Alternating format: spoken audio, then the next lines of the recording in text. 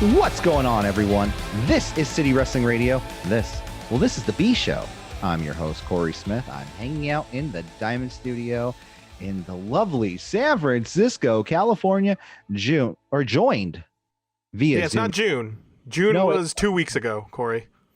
No, it was multiple weeks. It was like 3 or 4 or multiple because there was July before that too. I'm speaking candidly, Corey. So nonetheless, this is the B Show. I'm Corey Smith. I'm your host. I'm joined with Michael Vergara, my co-host. How are you today, sir?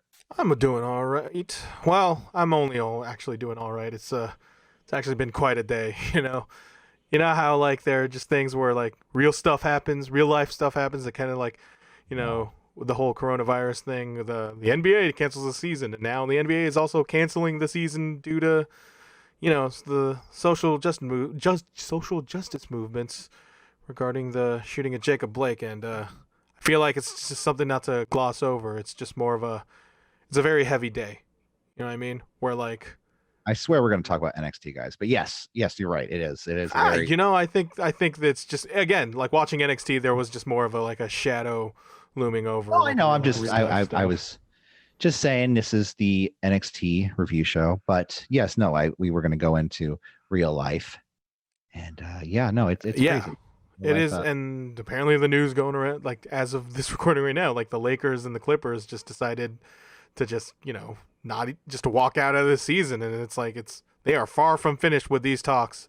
And so the big reason you bring this up too, and I think people should know a little bit more about the story, is that today the NBA at least halted the beginning. I think the beginning of the playoffs or the beginning of the playoffs. They're correct? in the middle of the playoffs. Yeah, like they were just about like wrapping up the first round of things. And they decided to not play today. The Milwaukee Bucks, actually, like specifically like the first game of today, as of this recording, actually.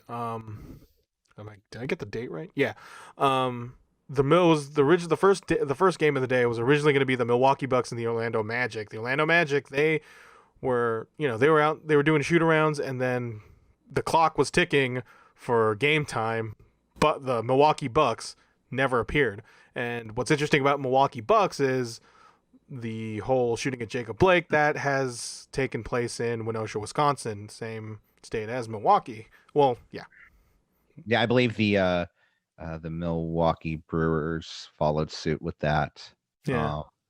In solidarity for the team. No, and so the main reason you bring this up too is because what's going to happen with the NBA.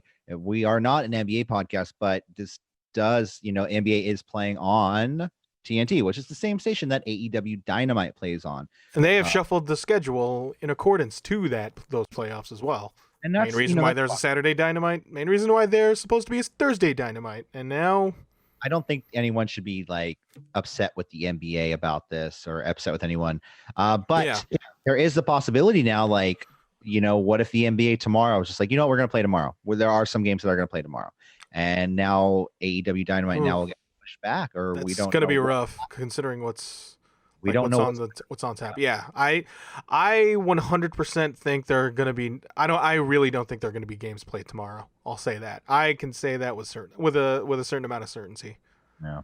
Well, we will see, and I'm sure any movement in the schedule, I'm sure AEW will blast our social medias and let us know ahead of time. Sure. But at the same time, with real life comes real life decisions and things to be said and talked about. And boy, oh boy, and the NBA ever the forefront of making sure when things get real. Yeah.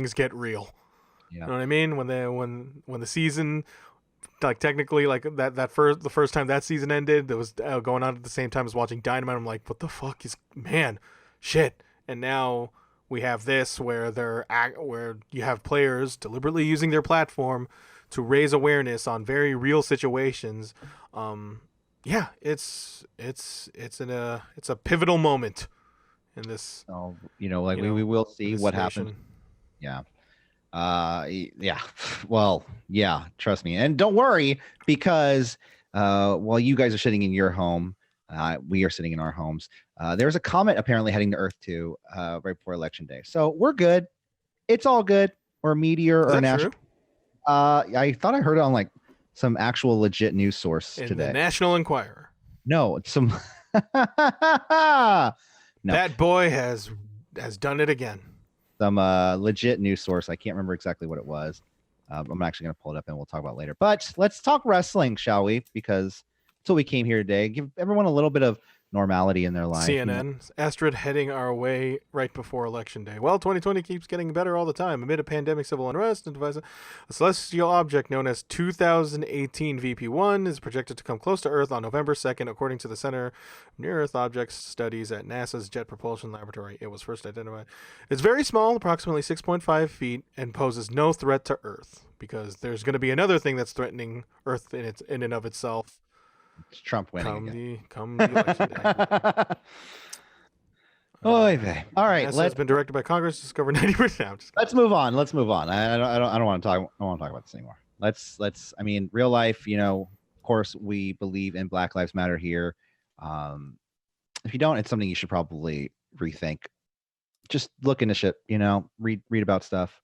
Of course, all lives matter, but as Randy Orton says, all lives can't matter until Black Lives Matter. So if Randy, thank you, Randy.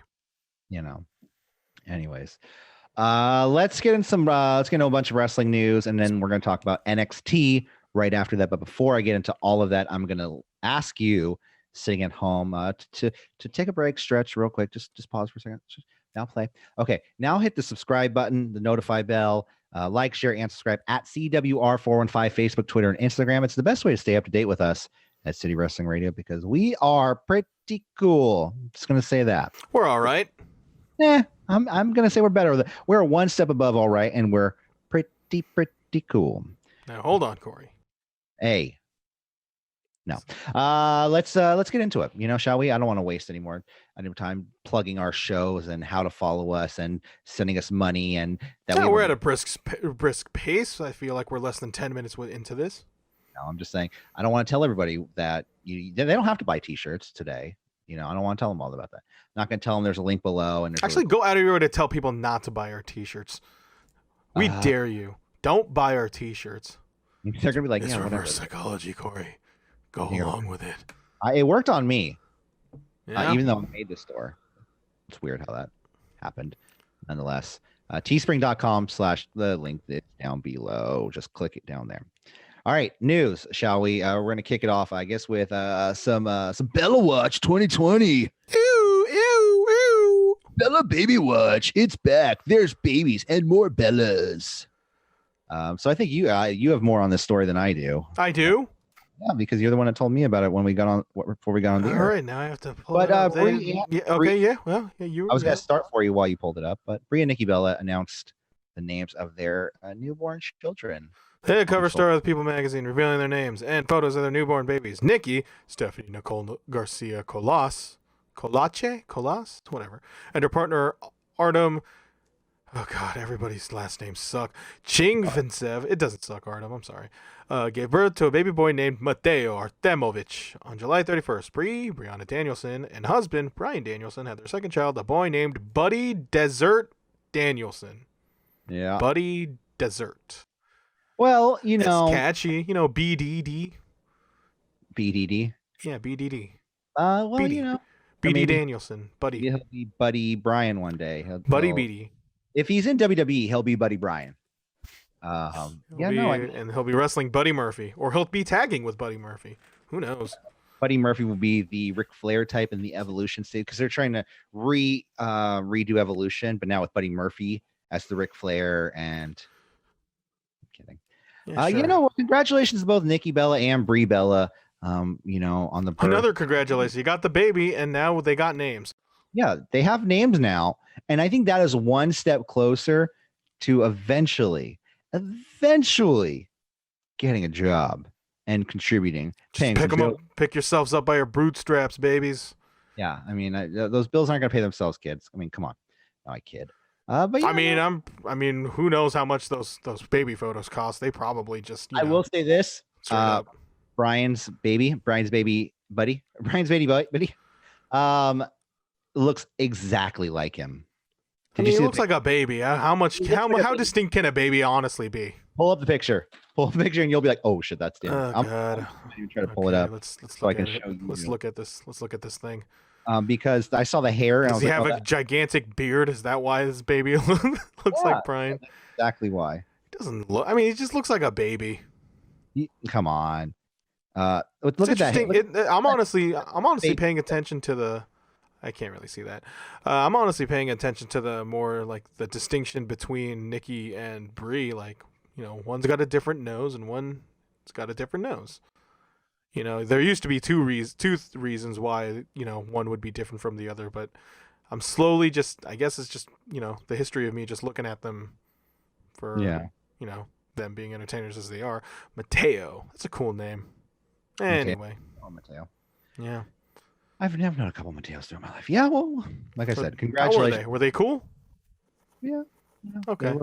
They were a little sassy, but who knows? This Mateo might be sassy. Anyways, let's Yeah, we'll know what their career trajectory will be in a matter of 3 weeks because time is irrelevant. Yes. Let's continue with some main roster news. Some WWE Raw, because when you click on the NXT video, you want to hear about Monday Night Raw, don't you? This week, Keith Lee debuted on Monday Night Raw. And boy, oh boy, the limited one has arrived. The limitless. No, he not this okay, week. He's limitless, but some might say his debut has been limited. Yes. Was that what you're going for? Well, sure. I was just going to call him the limited one because it was a pun. But no, yours was absolutely funny too. I loved it. But Keith Lee debuted. I heard no laughs, Corey. What's going on? Is it because I beat you to the punch? Anyway, you want to talk about it now? Let's bring it to the table. I want to talk about Keith Lee and how mad I am about his theme song. Okay, you may be mad about his theme song, but you could be mad about something else. I see you, Corey. What happened? Well, Keith Lee debuted, and I thought some random rocker dude was coming out because it was Bugenhagen. I thought Bugenhagen was coming out, but no, it was not. It was Keith Lee. He has some new generic guitar music with a guitar riff. Not fit him at all. I'm sure. He also, it's not just his music though. It's not just his music. It's his actual look as well. Vince just decided to hide those handles. They put him in basketball shorts and a workout top. Yeah. They want to hide his body. He's Shinsuke Nakamura in that way. Wow. Shinsuke Nakamura. I mean, that guy loves donuts. I mean, that's just career suicide at that point, right? I mean, I get is that his thing on Instagram? He loves donuts. I thought it was Mandy Rose. No. He Shinsuke loves donuts. Who introduced him to donuts? I think it was probably Mandy Rose. That lady loves donuts. No, Daniel Bryan. Okay. Bryan was the one. He's vegan. He can't eat donuts. Yeah, maybe but they roomed together. Didn't they room together back in the day in Southern California? Or was that New Japan Dojo? Anyways, I'm mixing. Also, I don't think so. Who did Shinsuke room with? We had this conversation before. This is years ago. I mean, from what I remember correctly, Brian, he stayed at the New Japan Dojo. I distinctly remember him rooming with TJ Perkins. Okay. I mean, maybe it was TJ Perkins that introduced and Lyoto Machida, UFC light heavyweight contender. I think he was the champion one time. So, oh well. I'm sure. I mean, Shinsuke and Brian, they probably know each other. It's okay, Corey. No, you were onto something. That's, I guess. But yeah, Keith Lee. He some guy who probably works very hard and doesn't eat too many donuts because he is buff as shit and he probably eats a very nice diet. Still, Vince McMahon covers him up. I'm not too mad about that. I'm not mad about that. I honestly, the theme song is the thing that bothered me more. I don't know. I think it's just a vote of no confidence in my opinion. They like him, but they're not willing to go all the way with him. They're not sold to what they were shown previously. Do you think so? It's just okay, I like Keith Lee, but let's tweak Keith Lee. I think that was the plan from the get-go from Vince. I mean, honestly, I feel like there was no plan because did you hear about the report by PW Insider? Vince showed up for 40 minutes before showtime and just ripped up the whole script. Why would anybody want to work with this guy? I mean, besides being a WWE mark, Well, or at least stake the claim that you wrote for WWE and then be on a podcast saying how crazy it is. And I feel like that's the only sense of accomplishment getting out of being a WWE writer at this point, because other than that, it just feels like a fool's goddamn errand. But Keith Lee did respond to fans freaking out, even me freaking out. I just wrote hashtag WWE Raw. He says, music out of my hands, period. Leave it be. I'll sort it out later. I did hear this. Sounds really annoyed. That tweet sounds like he just got annoyed. Like, God, really, you guys? Well, okay, no. The thing is that there is a problem here with the fans doing that. Is the fact that WWE is going to hear them and get annoyed by it and take it out on Keith Lee. They're going to reduce any push they have. Look at anybody that wanted to push, like Sami Zayn. We wanted him to be pushed, and they held him back. Anyone the fans want pushed, WWE just holds back. You mean they just do it out of spite? Like they'll just do whatever opposite, like out of spite? Like, no, that's not without the realm of possibility. They do that, One good thing I heard though about this is that I heard he is getting new lyrics to his theme song. Unfortunately, not sung by him. It was by. Then what's the fucking point? That's the kind of his thing. He does his own theme song. That's not his thing anymore, man. Apparently, he did put another tweet out apparently about the gear, saying. Keith also responded to a fan asking about the change of the ring gear, saying, leave it be and have some patience. Take a deep breath. It's going to be okay. I promise. Let me, in capitalized letters, handle that stuff. So, I feel like it's just going to be one of those things where Keith Lee thinks that he has more power than he yields, but really, knowing stories upon stories of how they operate, like I think it's kind of a self-fulfilling prophecy at this point for Keith Lee. Maybe the guy just has more. Maybe he's just telling people, calm down. Like what I just said right before this is that, like I said, the whole thing about the fans and WWE will hold you back just to spite the fans. That could happen. So if could happen, like that's the most likely of situations at this point. Right. So isn't it the best situation for him to go on Twitter and be like, yo, shut the fuck up, everybody. Like chill. That's what I would say. Like, if there's no outrage, they're just that just means it's working. They'll just assume that it's working. Yeah. I mean, it's like, oh, no one's complaining about this. In fact, if they're not complaining about it, they probably love it. So let's keep doing it. In fact, let's add polka dots to your tights. Let's put some glitter. Let's give you a ponytail. Let's get you. All right, Keith Lee. Let's give you an orange Jerry curl, sir, because I think that's what the kids are into these days. Orange Jerry curl and a ponytail, Michael. What is going on? And make it blue. Make it an orange Jerry curl and then a blue ponytail. He'll look like Tekashi 6ix9ine. Oh, well, I mean, him and Mia Yim could buy matching hair dye. I mean, she's on the way. Some have been rumored that Retaliation could be making their. It's Retribution. Is it Retribution? I keep saying Retribution. Keep saying Retaliation. Reattack, Retaliation, Retribution, whatever the heck they want to call themselves. They did show up on Monday Night Raw this week, taking out Dominic Mysterio and his father, Rey Mysterio. Oh, really? They're related? And a lot of people were speculating on who were under the masks, because a couple people looked awfully familiar once people started shouting out some names. It's like when they were just aligned, like you could just tell who's who. Like apparently Dio Madden is in the. Oh, that's the only one I knew off the top of my head. I knew that was Dio Madden. Was it because of the dreads? I mean, the guy, he was like 6'5", and he's like covering dreads up in the back, or not even 6'5". He's taller than that. He has a hood. I mean, they all have hoods. But no, he has. But it's elevated, right? A lot of other guys, like you could see Dijak, and he's standing just like Dijak does. But Caden Carter as well, though. Yeah, because I have the picture on me, so like there's a list of names: Caden Carter, Mia Yim, Shane Thorne, Dominic Dijakovic, Dio Madden, Chelsea Green, and I don't know about the Chelsea Green one. That one, that's a little speculative at that point. But she hasn't. Actually, these are all very speculative. The only ones I'm a little bit sure about is Madden and Dijakovic. I think that's How do you how do people know that this is Shane Thorne? Oh yeah, give me a distinct feature about Shane Thorne. White, like the second, like the third tallest white dude.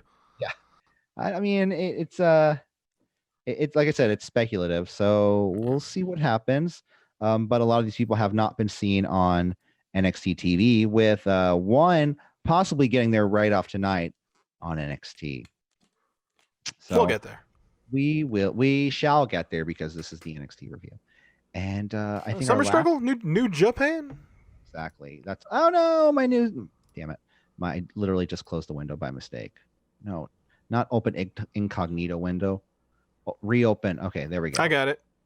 Summer Struggle in Jingu 2020, New Japan Pro Wrestling. So the competitors for the King of Pro Wrestling final matchup have been announced. Well, not announced. I keep saying announced. But, there were the 4 qualifying matches to determine the participants for the King of Pro Wrestling.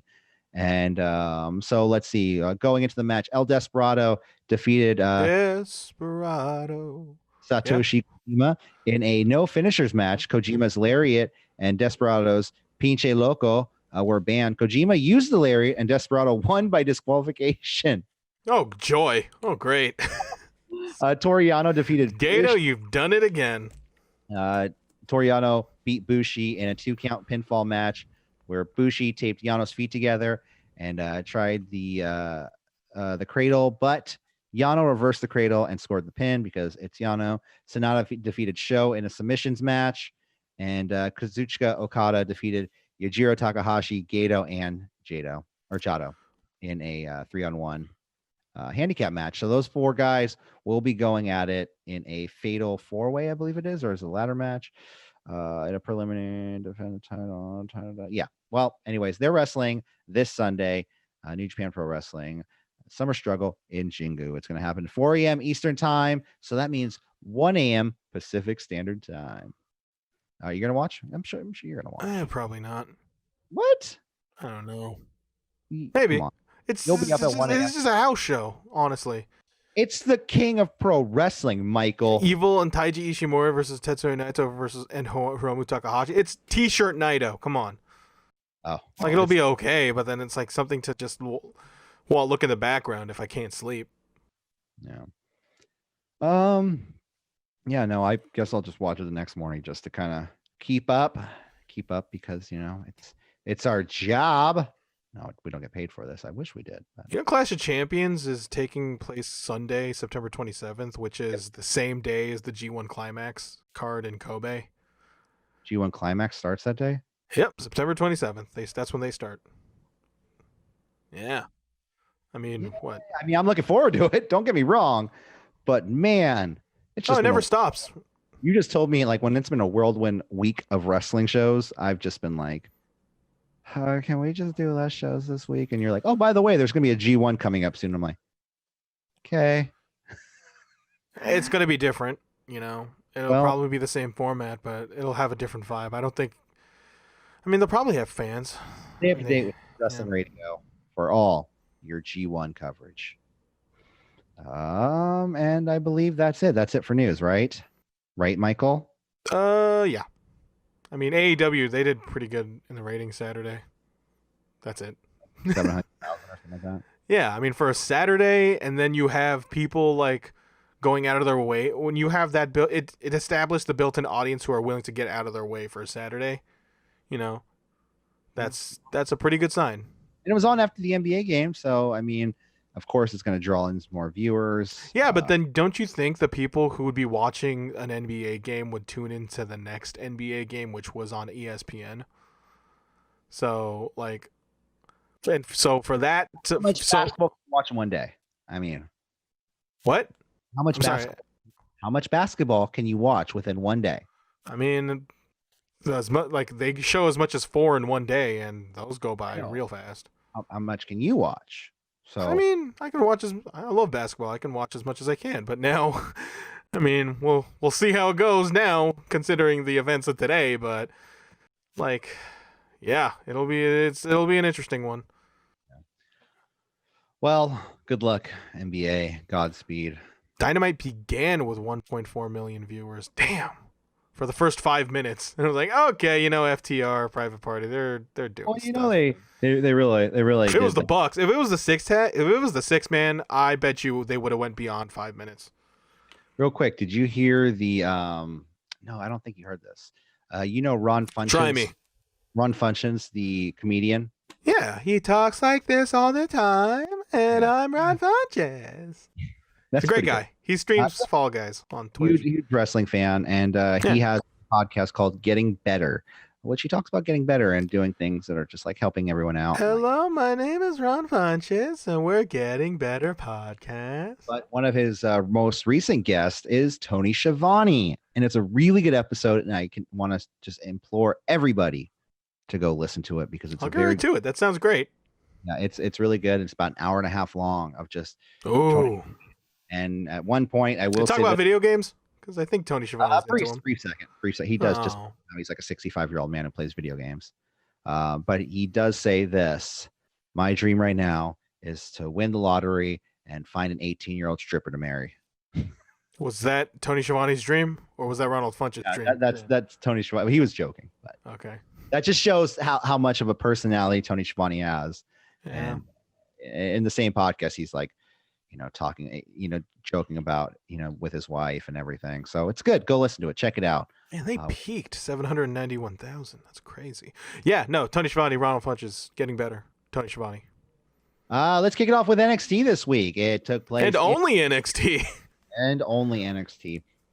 It took place in the WWE Performance Center. Karrion Kross, he comes out to cut an in-ring promo because if you didn't know, Karrion Kross separated his shoulder this past weekend at NXT TakeOver, winning the NXT Championship. So it was off that Saito suplex, right? I believe so. Yeah, the Doomsday. I mean, hey, when you lift somebody that like as big as Keith Lee, yeah. that kind of stuff kind of happens. They come out to the ring, him and Scarlett. He says, "I kept my promise that everyone will suffer, but you should know when you go to war, there are casualties on both sides. My shoulder is separated." He goes, "I love it because it really." Did he just straight up say that? What? I heard my shoulder is separated. There were some other words he added in between, but he said, "My shoulder is separated, and I love it because it gives me more passion and more." He could sound like such a harmless dude. My shoulder separated, you guys. I had my match against Keith Lee, and now I have to relinquish this title. I talk like this and into the microphone. Hey, everybody, I'm Karrion Kross. Have you met Scarlett before? Hey, this is Scarlett. The one thing I will say this though, Scarlett looked visibly distraught in this segment. She looked. I mean, like, aren't they husband and wife, or at least fiance? No, engaged? Yeah, they're together. They're an item, so you would think like, we could be making NXT title championship money, but this is it. So yeah, Karrion Kross, he relinquishes the title. Yeah, he says, "I'm a realist, but there's no way they'll let me keep defending the NXT championship in this condition. On the path of obstacles," he goes, "on the path, there are obstacles, but for me, the obstacles are the path." Which is, it's a pretty cool line. I'm like, man, that's pretty motivating. That's deep, bro. I'm going to write that down and look at that every day. Like every day I go into work, I'm like, yeah. I'll put that in a low-res Facebook post. Punching stuff. Kross then lays the title in the middle of the ring. And Scarlett lays the sand clock down that apparently Keith Lee broke, but they got him. Maybe he bought him a new one. Maybe Keith Lee bought him a new sand clock. Triple H, like after he was done getting the helmet for Shotzi Blackheart, he got the sand. I pointed at you, and then here you go. You're awesome. You're a champion. Now here's a sand clock. It's my grandfather's triple. What's 4H? J. I don't know. There's letters. I. H.I. No. Anyways. So Karrion Kross, if AK relinquishes the title, what do you think? Okay, so Karrion Kross, he's in the reserves, he's in the injury list, but what do you think this means what does this mean for Scarlett? Do you think she's gonna wrestle? No, I think Scarlett will be off TV as well. I think they want to keep them together as a package deal. They haven't had any indication that she's gonna wrestle. They've met. People have asked Triple H in like press conferences and things like that. And yeah, people have been like just chomping at the bit. Is Scarlett gonna wrestle? People have asked, and I know I've been asking. Scarlett is a good wrestler. Scarlett is one of those people that you look at and you're Have you seen her wrestle? I'm willing to take it down a notch a little bit. I mean, she wrestled. I mean, she's not like Shayna. No, I'm not gonna say Shayna Baszler. She's not like Ember Moon or someone who's like really good on the roster. She's no Io Shirai. There you go, Io Shirai tonight. Well, I got some talking to do about Io Shirai tonight. Hope it's good because you'd be wrong if it isn't. But I digress. Let's continue though. Wade Barrett. He's got some bad news for us, but some good news too because he's on commentary this week. So it's going to be a rotating chair, you think? They're just going to have different people like each week? Yeah, you're penciled in for next week actually. Oh, shit. Was that? Is this a surprise? Yeah, there you go. Well, you wanted to show me that Sasha. Kind of cut off a little bit. What did you say? I said, well, you showed me that Sasha video and you got me that cameo. So I said, I'm going to get you on. Yes. I mean, just for the listeners at home, if you go to Sasha Banks's cameo, it's one of those sample ones where it just straight up said, like, she's one of them. It's a birthday celebration. It says, "Happy 33rd birthday, Corey, the truth. Hope you're enjoying it," and all this other stuff that you say in a cameo. And I just like, wait a minute, Corey, how old are you? You're 33. And I was like, wait a minute, Corey. Wait a minute. I did not buy that. I swear. My name is not Corey the Truth. Why do I keep getting? Happy birthday, Corey the Truth. Happy birthday, Corey. Happy 33rd birthday, Corey the Truth. Unless you're a shitty person.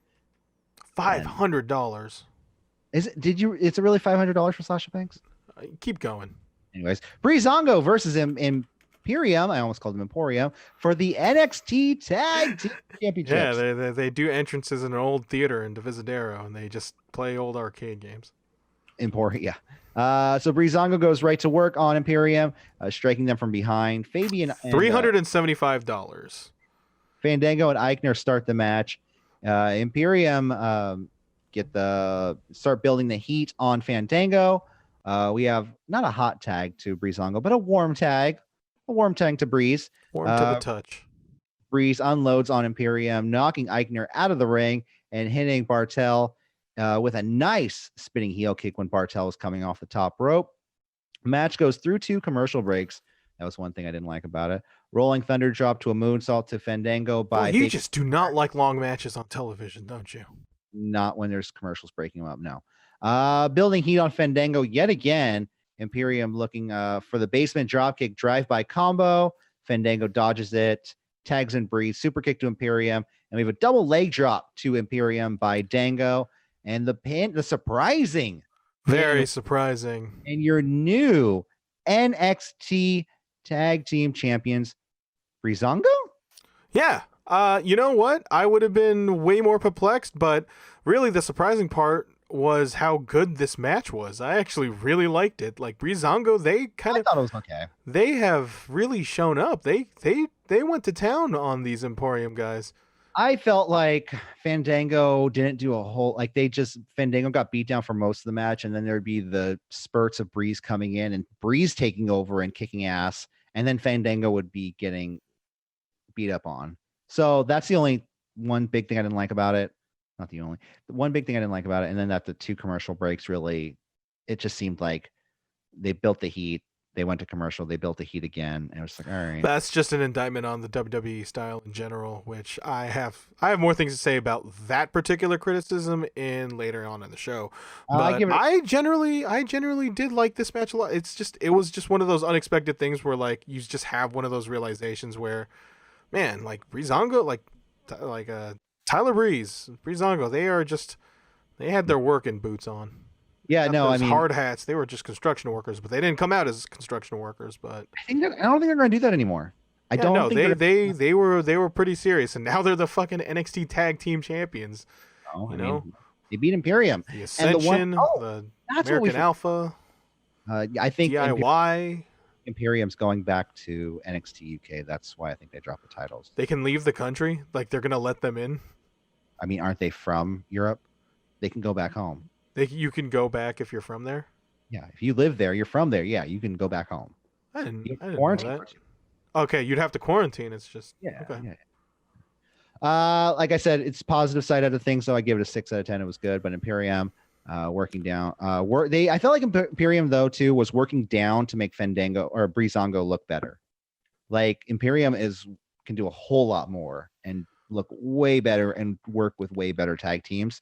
they worked well with Breezango, but I can tell they were kind of holding back a little bit. So, I mean, I wasn't. That's the thing. It was just more of an expectations kind of deal. Yeah. Damien Priest, he's being confronted backstage by Timothy Thatcher, and Thatcher says he deserves a thought at the title. No, I kid. Please don't kill me, Timothy Thatcher. Thatcher says he deserves the first shot at the NXT North American title, currently held by Damien Priest. And I ask, huh? Didn't you lose at TakeOver? So what? I'm sorry. I didn't know that makes you number one contender to something. That's just what I'm saying. It just doesn't make him number one contender. He doesn't deserve anything at this point. Just saying. I don't know, man. I think you're just... What? I mean, if wins and losses, I'm just saying wins and losses, man. Wins and losses. That ship has sailed a long time ago, Corey. Well, not for me, okay? I care. Then it is a fool's errand. You know what? It's like writing for WWE. I said the paycheck, buddy. The paycheck. The one I don't get paid. We move on to Tommaso Ciampa versus Jake Atlas. Boy, oh boy, I'm really looking forward. Real barn burner right here. I eagerly await your rating for this one. Actually, there was a conclusion I came to with the rating system after this match, though. So Ciampa stomping down on Atlas. Ciampa stomping down on Atlas. Continues to stomp on Atlas. Draping DDT, which he calls the Willow's Bell DDT. Ciampa gets the pin and the win. I can't rate squash matches. Welcome to the big leagues, Atlas. I was actually looking forward to a match, like a 2-segment match between Ciampa and Atlas, but what I got was this.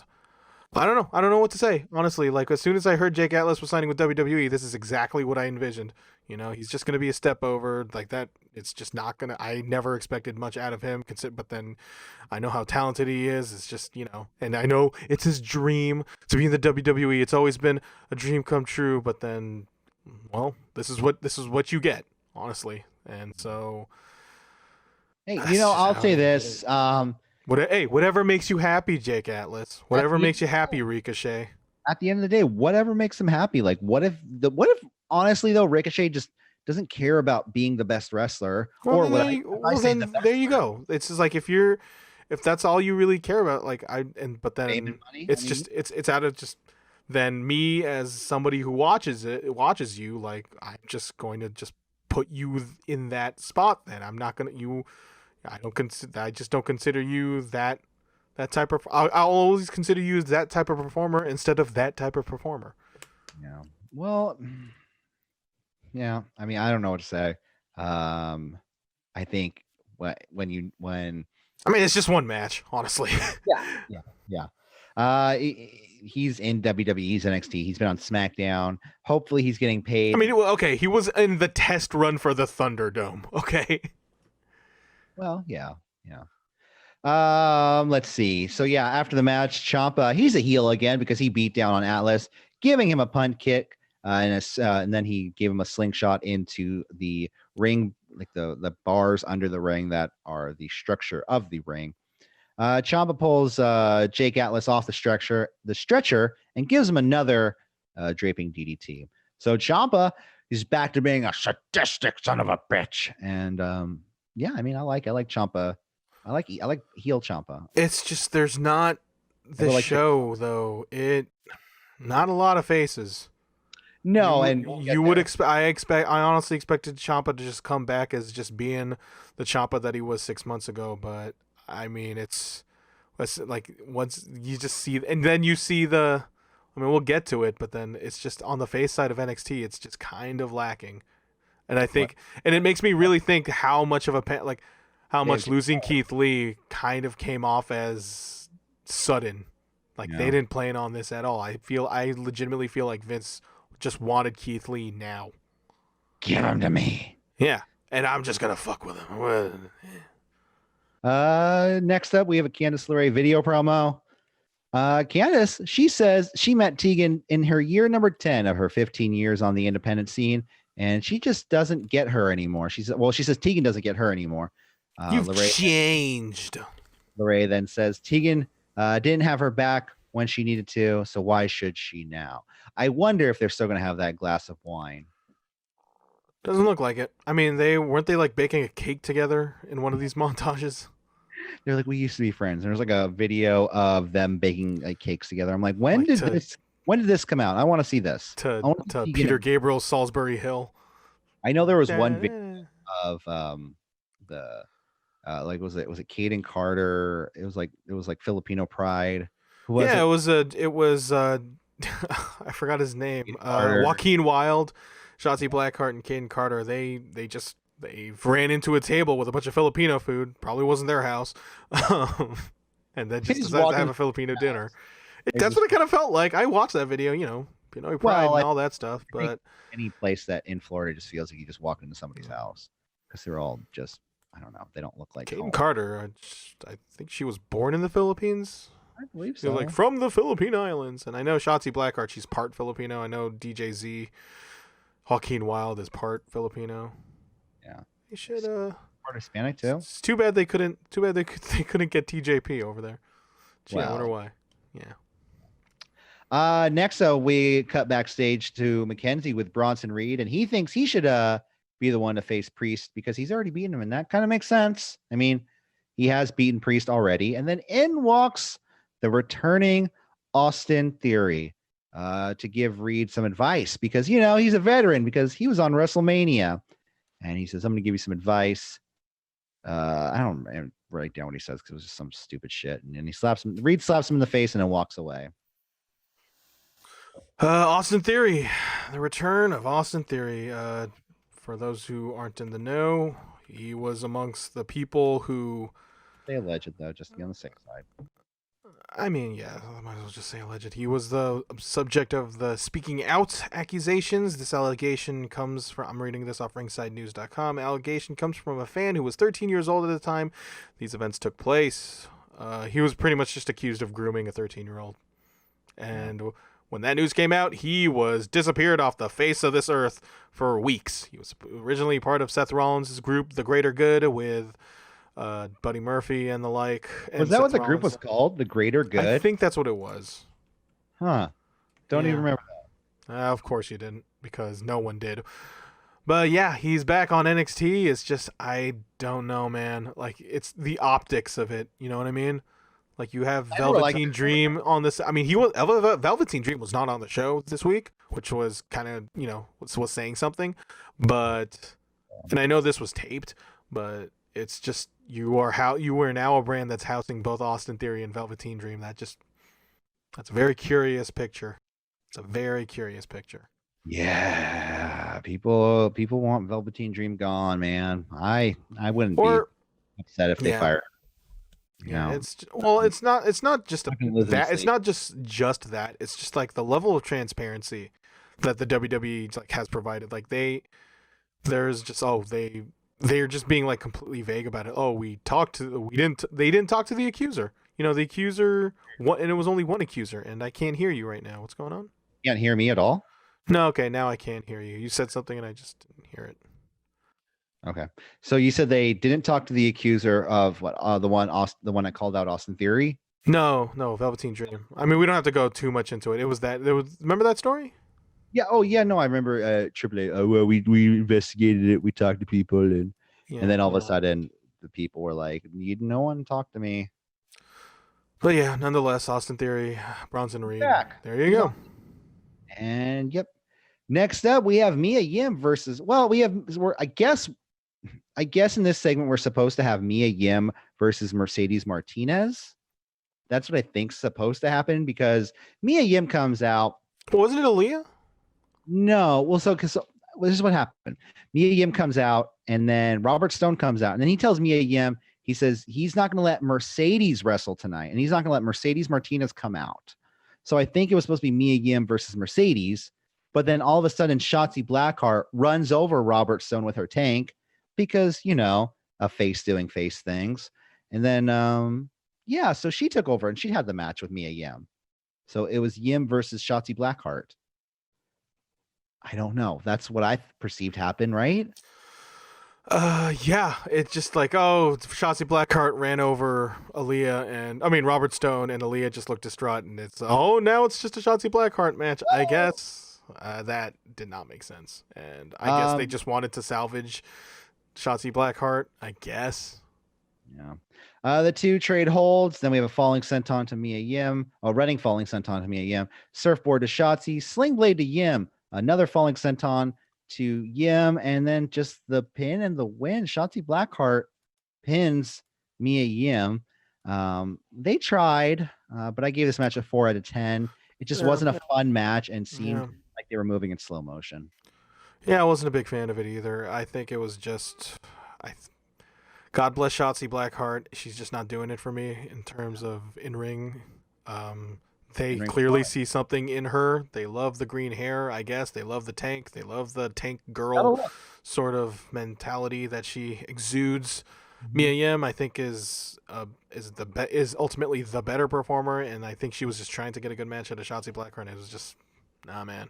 It was just off. But Mia Yim taking the loss. Again, you think this is kind of just the write-off for Mia Yim as we go closer and closer into the Retribution angle, because she is one of the rumored people who would be in Retribution? I think she'd be great in Retaliation because she did that on purpose. I did. No, I think Retribution, her being written off in this way, it makes sense because she lost and she has this look on her face. Like she was pissed. I mean, coming out of this match, I could not care less about the emotions of Mia Yim. It kind of just the way it was presented, she would just kind of cast off in the side. And WWE likes to keep couples together. Keith Lee's on the main roster. Mia Yim's going to the main roster. I mean, come on, how else? That makes sense. Yeah, so it makes sense that she's going to the main roster. Yeah, was not a fun match. Let's move on. William Regal, he says he's going to have an NXT championship decision. He's going to come out and let us know. William Regal in the arena. How often is that? The first time this has happened in a while? First time in a while, I believe. But he's usually in like the FaceTime call. Like he's out and about. The thing is since they are in the Amway Center now for the main roster shows, less people are going to be at Full Sail. There's still people at Full Sail still, though. It's not like it's empty. Less people. So people feel safer. I mean, it's people are going to start coming back. You saw the return of Roman Reigns this week to the Amway Center. But Amway Center is not Performance Center. Right. It's different. But it's still him coming back. There's still people there. Yeah, that's the interesting part. Yeah, so these people feel safer now to return to TV. I guess with the current state of things. I mean, people are getting fatigued, man. So they're getting fatigued with waiting, quarantine. Sitting. Yeah, I mean, you see it every day when you don't drive, but I'm driving around the city and the city's packed with people out to eat for dinner. I'm like, Are you sure they're just a bunch of DoorDashers? No, trust me. There's tables at like every restaurant, dude. They're all like parklets. Yeah, every sidewalk is covered. I know, the one near my house, it's always the one like the restaurant near my house is always packed. It's just people want to go out. They should play video games. They should start a podcast. They should just do stuff. Yeah. Help last 7 levels I have. Next great up, progress, Corey. Thank you. Dakota Kai and last 7 levels in the first game? Yes. Oh, you got a ways to go. Well, yes, but I've never beaten the first game ever. So Twitch.tv/City Wrestling Radio. Dakota Kai and Raquel Gonzalez, they're looking forward to their tag match tonight because, well, they're an actual team and Rhea Ripley and Io Shirai aren't, basically. Why not? Then we have the William Regal NXT Championship decision. He comes out to the ring and he says, I spoke with the NXT Advisory Board. There's an NXT Advisory Board now? Yeah, I'm looking at a picture right now. It says Triple H, Shawn Michaels and Albert and Prince Albert. And so I'm looking at this picture. It's fucking, you see Shawn Michaels holding his reading glasses, and then if you look at the top of his head, there's sunglasses. And I'm just wondering, does he have 2 pairs of glasses on him at all times? I know it makes sense. If he goes outside in the Florida hot sun, he needs the sunglasses. But if I need to read something, I gotta read with my reading glasses. You make him sound like a Muppet. Doesn't he? Yeah, no. Drew McIntyre, I had to talk to him in the Antiques Roadshow, Regal says he spoke with the board and that next week there will be a fatal 4-way for the NXT title. All former champions, all pillars of the NXT community. So we're going to have Gargano heel versus Champa heel versus Balor kind of heel versus He's Adam a cool Cole. guy heel. He's the James Dean of NXT. He has the Adam jacket. Cole, but Adam Cole's the same thing, isn't he? Like Adam Cole's heel cool, or just face? the cool guy heel. He's He is not a face. He is, dude. Undisputed Errors are not faces. I mean, They're still heel. I could say Adam. The jury's still out for Adam Cole. I'll say that he did not put the knee pad down for Pat McAfee. All right, just remember that. Yeah, no, yeah. I will remember that. But next week, a 60-man Iron Man match. And boy, oh boy, good fucking Lord, dude. I love taking notes on a 60-man fatal 4-way Iron match. What? I mean, it's fatal 4-way. They could definitely segment, like some dudes probably take a nap break. I'm going to say there's going to be at least 3 commercial breaks. I mean, yeah, no. It's interesting. They put those, I mean, those guys can go. I question putting, you can definitely segment out Gargano. Like, you can use him a little bit sparingly within the booking of the match, because I say this because every time he wrestles, I just sort of fear for his life at this point, especially after the Ridge Holland match. But all these guys are really fucking good, you know? But this is more of an indictment on WWE not having any faces in NXT. You know, all these Someone's guys. Someone's going to work face. It's like, of course, that's kind of what it is. Face, and of course, I kind of got a feeling later in the night when we got that Gargano video that he was kind of working face in that promo. So I don't know, man. Yeah. I can see Gargano him being not paired with Candice LeRae anymore. Some people got it. There's got to be a change. I'll just say that there's gonna have to be a shuffling. I don't necessarily think Gargano's gonna be the one turning face. I can see Adam Cole being the one turning face. Champa definitely not, considering what happened earlier in the day. Beating up that loser geek Jake Atlas. Hey. Not what? Nice. But yeah, we'll see. I mean, those promos, they didn't really change anything. They are who they are. Yeah. Then we have Isaiah Swerve Scott versus Santos Escobar. That's a face. Isaiah Swerve Scott. Swerve Squat. Yeah, that's a definite heel in the gym community. That Swerve's. Never mind. It's a bad joke. It's a bad joke. I didn't even know the punchline to. So it was just bad all around. Escobar sends Wild and Mendoza to the back. The two go at it. Him and Swerve.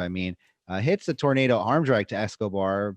Back from break, Escobar has the headlock on Swerve, roll through suplex to Escobar. Escobar then working the left arm of Swerve, smashing it into the ring stairs. Swerve goes for the Hurricane Rana off the top rope, but Escobar then reverses and kind of hits a sloppy powerbomb to Swerve.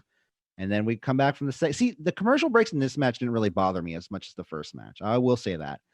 Escobar spits into the face of Isaiah Swerve Scott. We have a pescado to Escobar on the outside, rolling flatliner to Escobar on the inside. Then Wild comes out, distracts the ref while Mendoza holds the leg of Swerve. We have a super kick and Breezango come out. They try to even up the odds. The reverse Canadian destroyer to Santos Escobar. Then Santos, that dastardly Santos Escobar, he goes outside the ring to put on a luchador mask.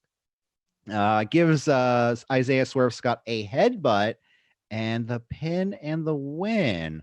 So a loaded mask. It kind of I was like, oh, Sean Spears. Instead of the hand, it's the head. I like that. That's decent. Man, it's like the finish. But I like the idea of the loaded mask. Exactly. I'm into the concept, but man, you're telling me that El Hijo del Fantasma and Shane Strickland have a wrestling match against each other, but it's on NXT. Like, even if it was on NXT, this on paper this is a match, but this was Hijo del Fantasma working a WWE style. This is Shane Strickland working a WWE style. It's good. But it's a good match. It was built up reasonably well. It was structured. The booking was very was what it needed to be. It's just you just know that these guys are just capable of just way better matches. Like, I don't know. There was just something. It was just missing. There was something missing, and maybe they're saving it for another rematch. It's just from what I see right now. It's just this WWE style is just wearing thin on me. Yeah. Like after years of watching it, you just start to see the weeds of it all, and this match for some reason got me to really realize that more than ever. Like Shane Strickland and El Hijo del Fantasma. That should be in Reseda, California. That would be amazing. I mean, yeah, but in Reseda, California, it would also have been like a 30-minute spot fest. Yeah, and it would have been awesome. I know, but that's just not going to happen though in WWE. That's an indictment on WWE. That's an indictment on WWE. I don't even see that would happen in AEW. Like a 30-minute. Oh, this would have. I mean, 30 minutes, no, but then they would give you the best 15 minutes of your goddamn life. Yeah, maybe. No, I thought it was a decent match. I gave it a 6 out of 10. It was a good match. Kind of spoiled by the finish. Yeah, they need to let loose. Again, I could just see this. I can see the exact same match being worked with two different individuals. You know what I mean? If you just replace these two individuals, like if you put Andrade Cien Almas in there and you put him with Cedric Alexander, those guys would have the same exact match. If you put him, then you know what I mean? I got you. Next up, we have Johnny Gargano. He's cut his video promo. He says, "I know better than anybody that life can change like that. And I said I was going to save NXT, but now that fate has stepped in, it's time to remind everyone who I am." Mentions that he was the only man known as the original Iron Man of NXT. Damn straight. Like I said, it felt like a face promo to me. It felt like face Gargano. So we'll see what happens. I mean, not with that music. Yeah, we'll see what happens. Maybe he'll come out to his old music and he'll come out to Not Paramore. Oh, I like the Not Paramore. Me too. I love the Not Paramore. I want that Johnny Gargano. Then we have the Finn Balor video promo, which I love Finn Balor, but he says the same fucking thing every week now. I'm going to reclaim my title. I'm the prince, and you always go with the prince. And there's some smart marks online who are just saying something, and I'm gonna prove to them, little Joey online, the troll, and he's gonna shart at her. No, he mentioned the internet, man. He's edgy. He says, I'm gonna win the title, and everyone's will be cheering for Finn Balor. Puts X's all over the vowels in his name on his shirt. What a badass! Yeah, it's pretty edgy, dude. I mean, did you put X's over the vowels of your name? No, because I'm not stupid. You know what? You don't have a gimmick to hold up, okay? What a gimmick it is, Corey. I love Finn Balor, but yeah, same shit every week, every single week. And then, which I felt like was my match of the night right here, the unexpected match of the night, Kyle O'Reilly versus Drake Maverick. I mean, was it because it was less than there was no commercial breaks? Well, there was no commercial breaks. It was super fast paced. Let me tell you about a show called Monday Night Raw, Corey. The matches are less than 2 minutes long, and they just fucking annihilate you with storylines. They all suck. Did you watch this match? Drake Maverick? I didn't think much of it. Really? No, not really. I thought the two worked their asses off. It was too short for me to really care. Hell, don't call Drake Maverick short. That's not nice. And Kyle O'Reilly, come on. That was a short joke. Come on. It's not nice. Come on. Okay, Go on. The two beginning strikes back and forth. An ankle drop kick to Kyle, knocking him to the outside. A dive to Fish and Strong on the outside by Drake Maverick. Maverick, though, is really taking the fight to O'Reilly with the kicks, a bulldog, and stomps. Then we have what Barrett calls as an Inanori roll to Maverick, which is kind of like a rolling into a knee bar. And then O'Reilly wins submission victory. Like I said, I thought this was a great, quick, fun match. It was a 7 out of 10 in my book. They were both really good. Maverick seems to have a new fire lit underneath him. So Maverick losing? Yeah, sure. Why not? Yeah, he looked good in the match, though. You're right. Not everybody, but who are you going to put? I mean, I guess you could have put over Maverick for what happened last week. But at the same time, it's like if Adam Cole is going to separate from Undisputed Era, which I think might happen, What Could be. like that? I mean, okay. Look, if you are not gonna. I don't think you are ever gonna break a Undisputed Era. But if that was gonna happen, I would rather just see. Fish and O'Reilly stay together and just be Red Dragon again, and just have Roderick Strong be himself. Yeah. Like I wouldn't want to separate Bobby Fish and Kyle O'Reilly, but I would separate him off. If anybody's separating, it would be Cole and Strong. Yeah, because Bobby Fish, I mean, no pun intended, but he'd be dead in the water. You know, that's not a pun, that's a joke. But like seriously, what would he do? What would he do after that? Like Bobby Fish. He's like, that's the thing. Bobby Fish is like, he's an older individual. Like he has his bump card and he has gotten his fair share of injuries. Like I think he would be best suited to be a tag team wrestler with Kyle O'Reilly, and I feel like they would be they've been doing it for years. I have no reason to believe that Kyle O'Reilly wouldn't be content on doing that. And they're a fucking great tag team. I want to see. Honestly, like I would call up those guys because the tag team division on Raw is fucking dire. Like think about that. Like I would want to see Street Profits and Undisputed Era, even though that happened 3 years ago or 2 years ago. Match. I remember that match. I remember that. No, I mean, bring him up. Fuck it, call him up. I don't see any reason for them to keep them in NXT anymore. So they're just so ready, dude. They are so ready. There's got to be a reason. Maybe they just don't want to. I don't know. Then after the match, Undisputed Era beatdown on Maverick. Killian Dane comes out with a chair to even up the odds, and then Maverick thanks him, but gets taken out with a lariat and beat down by Killian Dane because, you know, it's Drake Maverick. He peed his pants one time. Remember that?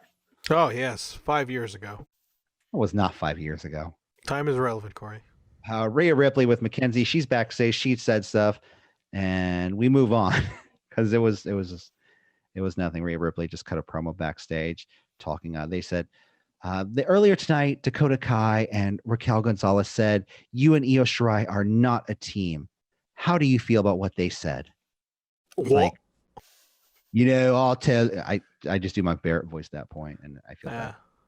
But no, it was a promo. It's backstage. Rhea Ripley and Io Shirai versus Dakota Kai and Raquel Gonzalez. A match I made you wait for so I can watch and take extensive notes on this match because I needed to see this main event. I was looking forward to it all night. Kai and Ripley start the match. All four fight back and forth, just exchanging strikes. I feel like they're just slapping each other and pushing each other around, though. Working stiff, I guess. I don't know. Was it not? It was the exact opposite. It was not stiff. It was like working soft. And Ripley looks like she's I'll say this. Ripley looks like she's been training and trying to learn a new moveset because she's been working some new kicks into her moveset that looked really good. Really, really good. Especially taking out Dakota Kai. The heels are isolating Ripley and building the heat on her. Shirai runs wild. Mercedes Martinez comes in, takes out Rhea Ripley, but then Rhea Ripley gets back on the apron. Io tags in Ripley. She comes in. Raquel hits a really nice big boot to Ripley, and then she gets the pin on Rhea Ripley. So putting over Raquel Gonzalez. I didn't write a score. Seems to be the program. Not Raquel Gonzalez, but Mercedes Martinez, which the battle between the Triple H biker chicks that Triple H is into. Well, yeah. Winner has to get their tattoos. Winner has to, loser cleans the motorcycles. I don't know. Yeah. Now that is my brutality. I get it. Rhea Ripley's song. Yeah, no. NXT, man, that was the main event. That was that match was. You said it was a bit on the softer side. I still think Io Shirai is multiple magnitudes above everybody in that entire roster, in the company in general. She tries to make as many things work as much as possible, despite the fact that her match against Dakota Kai was a little on TakeOver. Yeah, I'm not a huge fan of Dakota Kai though. I mean, she's great, but she's got a character down. If anything, like I as a person who always complains about unnecessary heel turns, she's the one that has gained the most out of it. Yeah, her hair looks better for sure. I love her hair. She in general just looks like she has a really good look to her. Like she kind of has that little, she kind of has that face where it's like, ugh. I'll say this, she does it way better than Bayley. What, the mean face? Well, just being a heel in general, honestly. Oh no! I don't. I mean, like comparatively speaking, I think Bayley's okay. I think Bayley is okay as a heel. I just think Dakota Kai is just, she just does it better. Well, that is something people would say in this world with words, because those are said. I don't agree with that. Sorry. I think Bayley is doing some of the best heel work that we see in WWE right now. That is definitely a take. That is not with that. That's not crazy. I will give that to you, but I do think that Dakota Kai is better at this than her. And I always feel like and I just have this certain need to compare Bayley and Dakota Kai because they were just, I mean, let's face it, they kind of looked alike. You know, there were similarities in looks. You know, being that they were both very peachy faces, and now they're going through a thing. Bayley was like an 8-year-old girl, and then Dakota Kai was more of a teenager. Yeah, Dakota Kai was like, I just got my first jean jacket. It's a little big on me, but it's okay. It's my dad's. It was handed down to me from my big brother. He died in it. How's NXT, guys? We will be back tomorrow night or tomorrow morning. Yeah, we're just these schedules, man. They're really just whipping us. They're having us over a barrel. Who's that guy dressed in drag behind AJ Styles in the Twitch video? That's his brother. He's dressed up as AJ Styles. No, that's weird. Anyways, tomorrow we will be back for our AEW Dynamite full review of the show. We'll see what they have in store, man. Like the gauntlet, the contract signing, which AEW contract signings. We'll see what happens with the new TNT champion, Mr. Brody Lee, I think, addressing the audience. Yeah. So hell yeah. Looking forward to it, Corey. Did you hear something about Cody wanting to take some time off? I wouldn't be surprised. Like, I don't think he sits out all out. No. And then he's number 3 in the rankings this week. Oh, you were sending me those pictures. I didn't even get them until right now of Sean regardless, Corey. And his hairline. All right. Don't forget to like, share, and subscribe at CWR415, Facebook, Twitter, and Instagram. Like I said, me and you will be back tomorrow. Me and Jose will be back Sunday morning for our not retro heat, but retro SummerSlam 1998 review. We're going to review the entire card, starting with the oddities and Kai and Tai, all the way up until Austin and Undertaker. Everybody go see the greatest show. Dude, edited out. They edited it all out. Yeah, Insane Cloud Posse. They're going after your ass. Bye, Fago. That's them, right? They're the Fago guys, right? Yeah. Have you ever tried Fago before? Only when I went to a cheesesteak place, and that's all they had. It was all right. It was just like soda. It was a cheap soda. It's like Shasta Cola. Like them oddities. Right. Don't forget to like, share, and subscribe at CWR415, Facebook, Twitter, and Instagram. And we'll see you guys later. Bye. What's up on the greatest show? Everybody, I'm gonna fade in that.